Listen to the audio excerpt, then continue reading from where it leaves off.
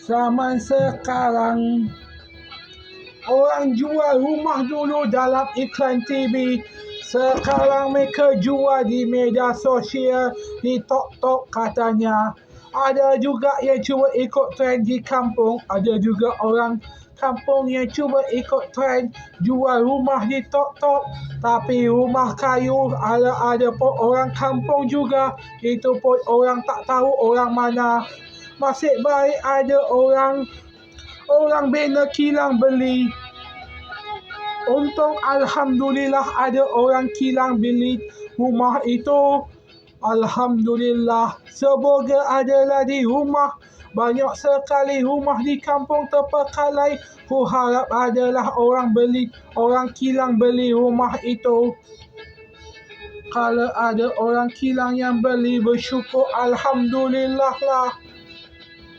Kerana sekarang susah betul orang cari kerja. Memang susah. Rumah sambung kedai runcit pun tak apa. Oh, cari kerja, punya kerja. Ada kerja tapi tak tabung. Orang kerja tabung kerja beli rumah. Cuba nak kahwin sahaja. Ada juga yang kerja beli rumah dulu baru kahwin. Yang ada juga yang dah kahwin belum ada rumah. Ada juga yang dah ada rumah sudah kahwin tapi isteri dengan anak selalu mengadu. Dah tak nak kena pasang wifi supaya mereka diam. Yang papa pun kata kalau nak mengadu saja terai menyanyi di media sosial. Yang tak sangka dia popular di media sosial. Hanya mengadu masalah terus popular. Sampai papa suruh tukar nama supaya tak ada yang menghentam kamu.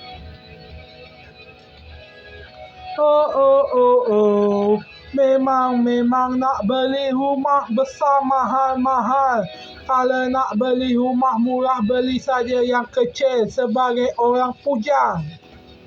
Jangan sebab kau pujang kau nak beli rumah besar. Beli saja rumah kecil macam orang pujang.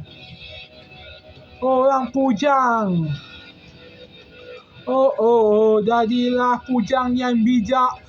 Jangan kumpul duit sementara nak kahwin. Jadilah pujang yang bijak. Beli rumah dulu baru boleh kahwin. Ataupun menanamlah dulu, belajar berdikari. Sebelum nak tamat era pujang, kena belajar sayang diri sendiri.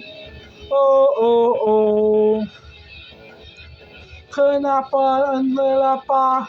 Ku pun tak tahu kenapa orang sayang diri sendiri. Sila saja komen. Memang gitulah zaman sekarang. Mereka kata cinta tak ada makna. Yang ku mula sedar. Dulu masa kecil tak tahu apa itu. Yang ku terus bercinta, yang akhirnya ku sedar. Cinta memang tak ada makna sama sekali.